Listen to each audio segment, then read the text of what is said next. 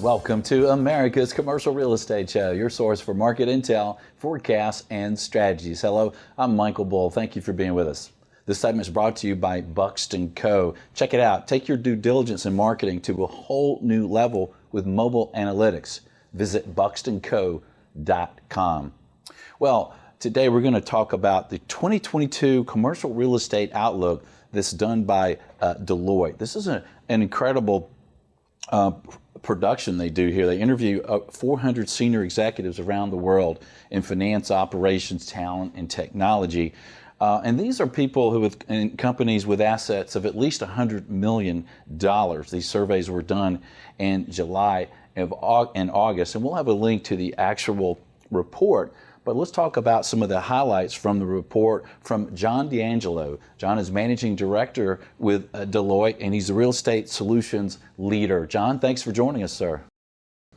Thanks for having me, Michael. Good to be here talking about real estate. Yeah, and doing this report in July and August of 2021, and here we are, kind of at the beginning here of December in 2021. So it's kind of interesting time to be interviewing these folks, isn't it? It is. Yeah, exactly. It's not business as usual. Yeah. So from doing the report, I'd like to get your thoughts on how industry participants think about the market and what they're doing, the plans for navigating the market moving forward. And first of all, how do the respondents feel about kind of their revenue projections? What do they feel like 2022 is going to be like performance-wise? Yeah, so interesting, Michael. Over 80% of our respondents expect their revenue to be up in 22 relative to 21. And as you'd expect, there's some difference by property subsector. But particularly with the digital subsectors, so cell towers and data centers. Being particularly optimistic about their revenue prospects, but overall, just a general sense of optimism from our respondents about revenue in 22 relative to 21. Yeah, and as we said, it's kind of an interesting time, with kind of hopefully at the tail end of COVID here. Who really knows, right? What did the respondents tell you that they're going to do differently, or how they're adapting moving forward?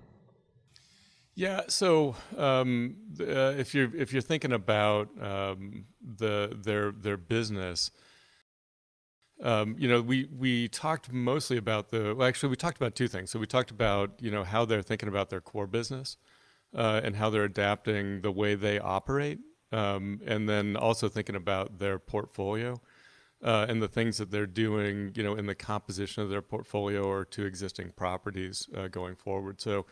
Maybe unpacking it, we'll talk about, how they're running their business, in a pandemic, post-pandemic environment.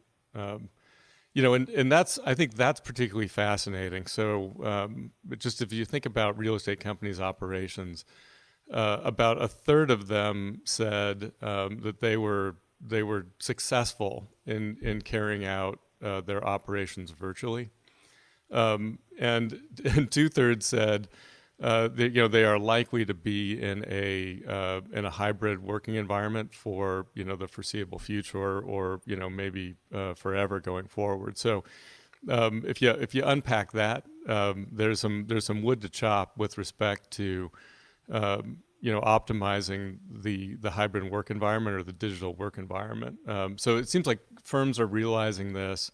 In our survey responses, people talked about the importance of creating super jobs. So people who have a combination of sort of technical and soft skills. So sort of bringing home the ability to both be facile with technology and speak about trends in a non-technical way. And a further third said it's getting really hard to find that kind of talent. So there's a bunch of things kind of coming together in how real estate companies or how our survey respondents are thinking about the way they operate. And I think that's all It's all interesting, and it points to, I think, some real operational transformation that, in some ways is maybe long overdue, and the pandemic has been a tipping point or a trigger impact from sort of being comfortable throwing bodies at the problem to actually thinking about the core operations and the way companies work. Yeah, and speaking of operations, a lot of our tenants are changing the way they operate, or kind of a moving target a little bit, if you will. So what do respondents say about their portfolio and their plans moving forward and to react to and kind of handle this new world, if you will? Yeah, so good question. So the couple responses that we got, sort of thinking about portfolios and how they're moving forward, and the composition of portfolios. The number one response there was, making properties, more sustainable or more energy efficient. So I thought that was certainly encouraging. As we looked at the drivers for tenant and employee experiences, the people that own, operate, develop, reposition buildings, putting sustainability and energy efficiency at the top of the list. A couple other things I thought were interesting. So the second driver was dynamic building designs, particularly in office space. So I know you're actively involved in office properties. So this is really the idea that you could make or design in flexibility into space, and make a given floor, a given space easier to change, kind of over a weekend, without big disruptive construction. So I thought that was interesting. And then the sort of smart buildings, or smarter buildings. Over 75% of our respondents said that smart buildings, were important, but comprised less than half of their portfolio. So if you think about that, it points to people both understanding that there's a need for sort of smarter, more connected buildings. And that there's some ways to go in both investing in it and making that the case in an overall portfolio. Yeah, that's good to hear. It seems like it's well overdue that we should have more LEED certified buildings, more WELL certified buildings and spaces, and just more technology. It's like when I go into a building, and a lot of buildings I go in, they don't even have LED lighting, and they don't have touchless technology to get in the spaces. And it seems like maybe that's the good coming out of this pandemic, right? Yeah, it's interesting, Michael. I'm with you. I was looking at some questions that we tossed back and forth before this. And you said that most buildings seem to lack the technology that you'd expect in 2021, and I'm with you. And I'm the interesting thing is seeing people do something about it. So or seeing what people do about it. So I am encouraged that building owner, operators, developers see that there's a gap, and it'll be interesting to see how it plays out in innovation and really connecting buildings and deploying sensors and actually doing something with it. A couple years ago, the response to our survey about the people that had really leveraged IoT data, was surprisingly small. And I'm not sure that the built environment has moved much in the last couple of years, and really, sort of taming IoT data and leveraging it and doing something with it. So I'm hoping that the pandemic accelerates. It seems to have accelerated the understanding that there's something to do here. We'll see how the next months and years play out in terms of people actually doing something about it. Yeah. We're talking with John D'Angelo, Real Estate Solutions Leader with Deloitte, about their 2022 Commercial Real Estate Outlook. Check it out if you will. And John, when you talk to respondents and you're interviewing them about the new normal, if you will, I hate to use that, but how do we get the tenants, especially office tenants, I guess, is mainly what we're talking about here, get the tenants and employees kind of interested in coming back? I assume the tenants will actually come back and in a major part when they feel safe, when they feel it's safe for their employees. But what do respondents say they're doing to kind of help those tenants want to come back and those employees want to come back and be together and potentially be more productive? Yeah, so the things that we're seeing are an increase in awareness of so sensor technologies and showing evidence that the employees are coming to not just a healthy building, is evidenced by touchless experiences, indoor air quality, but also an efficient building in terms of the way the building uses energy, produces waste. So again, I think this is a case where we're seeing major owners, landlords understand that there's a role to play. But it's really early days, in terms of retrofitting existing buildings or fitting tools and technologies into buildings. So we're seeing uptick in apps and creating touchless experiences or allowing better direct engagement of the people showing up, particularly to office buildings or residents and multifamily. But again, I think it's early days, and again, I think we're seeing, the pandemic being, maybe an accelerator for things that we were watching, but hadn't seen widespread traction on, and certainly hopeful that we're going to see, traction as indicated by our survey responses to people's understanding of where they fit in and what they can do to make a building attractive. Yeah. And we're keying in on office here because that's kind of the sector, I think, that has the most questions at the moment for folks. And you mentioned that the outlook for revenues moving forward were strong and positive, but obviously you mentioned too that it depends on the sector. So your office respondents that control and own a lot of office properties, what was their outlook moving forward? Yeah, so interestingly, actually, I'll tell you this. There was one category that office stood out to me in, and that was, with respect to anticipated revenue growth in 2021. So the office was the standout in having 8% of respondents expect significant decrease in revenue. I think it was the only subsector that had respondents say we're really expecting a big dip in revenue, but counteract that with a bunch of employers indicating plans to implement workplace analytics and expand their office footprint.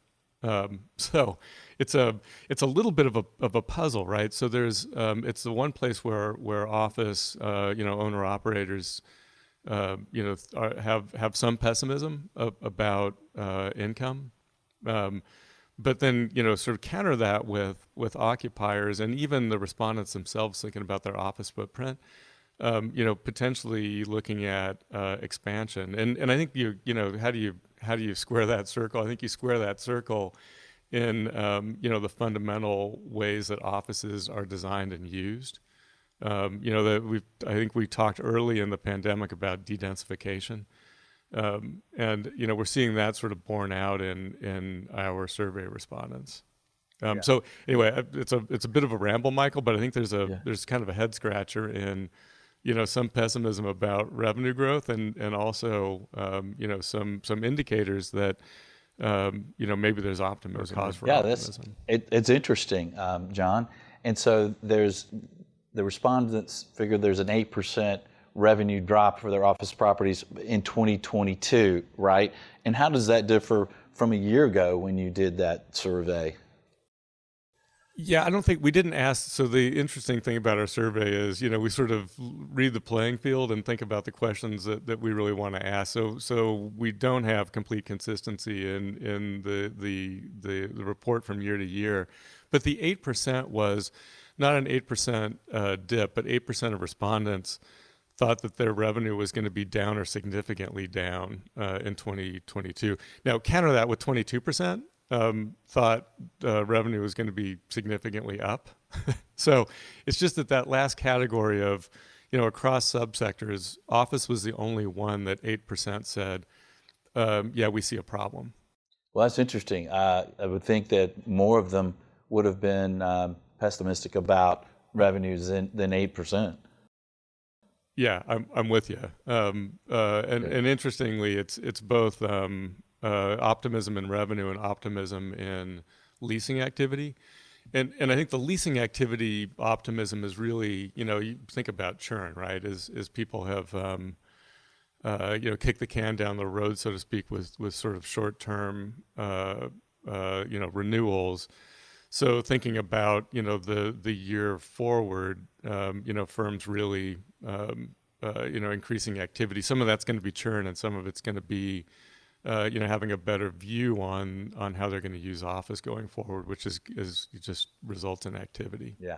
We're talking with John D'Angelo, Real Estate Solutions Leader with Deloitte, about the 2022 Commercial Real Estate Outlook. Do check it out. Well, John, when you're involved in this report and these surveys, and then kind of analyzing it afterwards and then talking about it, what really jumped out to you as interesting? So yeah, Michael, so actually three things jumped out to me as interesting. One of them was sort of the focus and attention on ESG. How many respondents talked about their understanding or readiness to counter ESG issues in their portfolio. 60% of people said ESG initiatives either are or will drive new business opportunities, and half of those think those initiatives give them a competitive advantage. So I think that's sort of telling. It's interesting, and it's encouraging. Actually, and just to keep unpacking that, I keep pulling on that thread. 30% said that brown buildings are going to, this just makes sense, that brown buildings are going to require reduce rents to attract or compensate tenants. So, a real strong correlation in the people that we surveyed about the value of ESG and the importance of ESG in their both in their portfolio and in their plans. The second one I thought that popped out was the belief that firms could be or should be doing more for diversity, equity, and inclusion in real estate or in commercial real estate. We could probably talk a lot just about that, but it was encouraging to see how many people responded to the opportunity to do more or the imperative to be doing more for DE&I. And then, it's curious to me about the gap between sort of technology spending plans and the number of people that reported back that there's value in innovation and in technology spend, but it didn't manifest itself in I think we were showing about a 10% increase in tech spend is planned across all of our participants, but it's a little out of line with how people see value in innovation and tech spend. So it'll be interesting to see how that catches up or doesn't. Yeah, that is interesting. We know it's good for us. We should do it, but gee, we're not going to really spend the money. We're not Right. really going to invest in it. Well, it's interesting. It's fantastic to see our industry understanding there's value in diversity, right? It's like it's been talked about for so long, and finally something's being done about it. Yeah. It was particularly encouraging to me, Michael. It's just certainly I think you and I have both been in this industry for a long time, and it's something you see, but it's great to see companies acknowledge it and talk about the chance to do more. Yeah. Yep. Well, was there any certain sector when you kind of look back at this survey and in your review of it, was there any certain sector that anything jumped out in particular to you? Boy, that's a good question. Certainly there's a lot of of uncertainty and interest and potential innovation in office. I think it's it's kind of ground zero for what the pandemic has disrupted in the use of real estate. So I thought it was interesting as we saw, respondents talk about how they would be investing in it, adaptive reuse, potential changes and automation of office in particular. So it makes sense, Michael. I hope that we see the sort of changes planned happen. And I think as we'd all know, right, the actual use of office is I think there's been a bunch of rethinking about office and what happens in an office, and when does it happen and why does it happen and what actual work happens. And I think that whole question is healthy. I certainly I can't imagine office going away. But I think the sort of questioning about it, thinking about how does the office support work that happens, is a great thing. Yeah, I remember some really old reports from years ago that suggested that folks that worked from home were less productive than the folks who worked in the satellite offices. They were less productive than the folks that worked in the main office.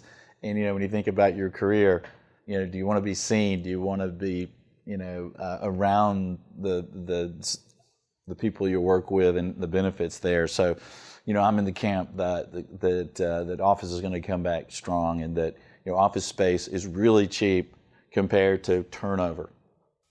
Right. Yep. And then small reductions in productivity, as you know, in your business, can cost these companies millions of dollars. Yeah, well, listen, the folks that are my colleagues who consult with the big occupiers are having really interesting conversations about where is the office, and what's the office, what should the office look like, and how big should it be, and do we have it in the right places? But nobody's asking, should we not have an office? Right. So right. I think that's again, it's healthy to be deliberate. It's great to be thinking about how the office gets used, but it's not a binary conversation, which is great. John, what would you leave our audience with to think about for commercial real estate in 2022?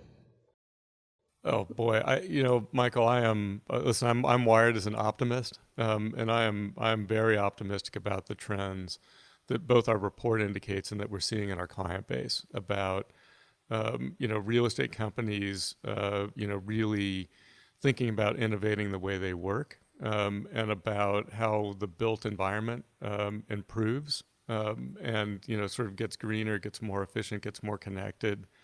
I think all those things are super positive. So I'm excited to see how much of that plays out in 22 and certainly in the years that follow. But I've never been, I think, more optimistic about the kinds of productive changes that we're seeing in the way real estate works and in the built environment than we're seeing right now. So it's fantastic. Yeah, well said. And I agree. It's good to see finally look at the positives of diversity, the positives of efficiency and LEED certifications and WELL certifications and a healthy environment in our real estate. It's a lot of great things happening. John, thank you for being on the show, sir. Great information. Yeah, my pleasure, Michael. Great to talk. Thank you. All right. And thank you for joining us around the country. We appreciate you sharing the show. And hey, let us know what you think. And until next week, be sure that you always lead, learn, and laugh. And join us for America's Commercial Real Estate Show.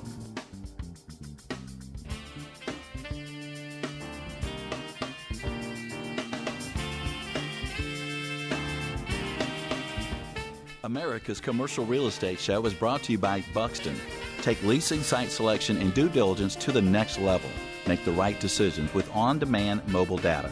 Visit buxtonco.com. By Bull Realty. For proven commercial real estate asset and occupancy solutions, contact me. My email is michael@bullrealty.com. By Commercial Agent Success. Expert level commercial real estate broker training. Cloud Access One up to 21 one-hour videos. Visit commercialagentsuccess.com.